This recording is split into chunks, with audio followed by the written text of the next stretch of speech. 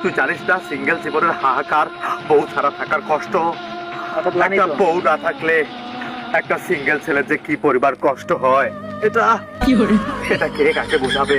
আরে বাবা, আরে আমার বাবা আমার কষ্ট বোঝে না ভাই। আমি বন্ধু জানিস একটা বিয়ে করার জন্য আমি কি করেছি?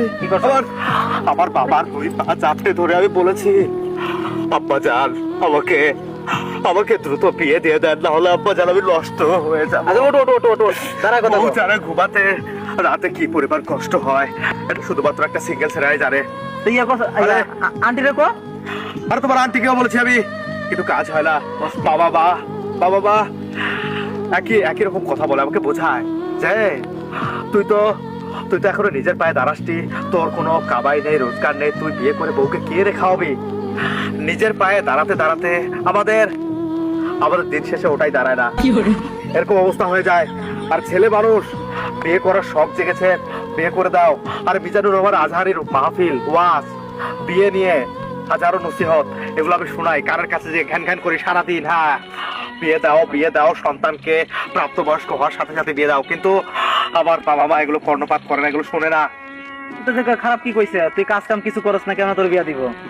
আর যাই হোক, আমি আন্টিকে বুঝাই কো মনে। আর তোর এই গ্রাম ছেড়ে যাওয়ার দরকার নাই, এক কাজ কর, আমার বড় তোর দেবো না, তাতে যাইস না। আমার বড় তোর দিয়ে দেবো না, তাও যাইস না।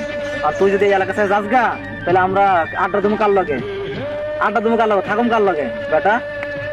তোরা সারা গ্রামে খুঁজা পাই না, মানে বাজার যাইতেছিলাম, এমন দিয়ে তুই যাবে কিসে তোর? আরে বন্ধু, হ্যাঁ বন্ধু তুই কি বললি বন্ধু? তা হয়েছে কি এরকম? বন্ধু আমি তো তোর প্রেমে পড়ে গেলাম। বন্ধু আমি তোর প্রেমে পড়ে গেছি বন্ধু। বন্ধু তুই, আরে তুই আলম? হ্যাঁ আমি তো আলমই তো। তুই আমাকে চিমটি কাটতো ভাই, কাটলাম। আরে এটা তো সত্যি আলম। হ্যাঁ, তুই তোর বউকে আমাকে দিয়ে দিতে চাইলি না? অবশ্যই। আরেকবার বলতো বন্ধু, তোর ঢাকা শহর যাওয়া লাগবে না, আমার বড় তোর দেয়া দেবো না, এটাই কইছি আমি। এটা কি জানো? বন্ধু তুই এটা কি বললি বন্ধু? তোর বউটাকে আমাকে দিবি, আমি স্বপ্নেও ভাবতে পারিনি বন্ধু তুই যে আবার এত বড় উপকার করবি। ঠিক আছে বন্ধু, তুই তোর বউকে যদি আমাকে আমানত দিস, আমি কখনোই আমানতে খেয়ানত করবো না। আমি তোর বউকে নিজের বউয়ের মতো করে দেখবো। প্রত্যেক শীতের রাতে তোর বউকে এত বেশি গোসল করাবো, তোর বউ সর্দিতে জ্বরে একেবারে রোগে আক্রান্ত হয়ে যাবে, প্রতিনিয়ত ডেঙ্গু টেস্ট করাবো আমি। মানে কথা বললাম না আমি। হ্যাঁ বন্ধু, আমি তোর বউকে ভালোবাসবো, এটা ভালোবাসার বহিঃপ্রকাশ। বন্ধুর বউয়ের প্রতি বন্ধুর তোর মতো বন্ধু যারা ঘরে ঘরে জন্ম নেয়, এভাবে যেন দানশীল হয়ে তুই মৃত্যুবরণ করতে পারিস। এভাবে এই মনটাকে এভাবে উদার করে রাখবি। তো যাই হোক, আজকে চল তাহলে তোর বউয়ের কাছে যাই, আজকে বুঝাই দে আমাকে। সামনে শীত না, তোর বউকে নিয়ে ঘুমাবো। তোর মাথা ঠিক আছে? তোর কেন?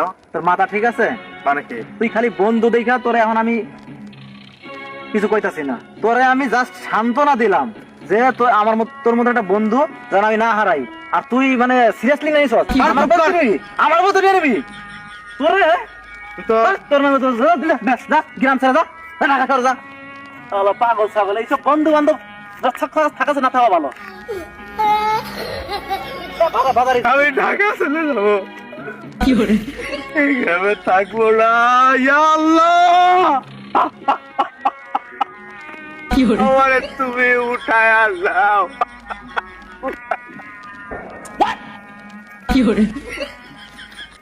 দেরি হয়ে যাবে।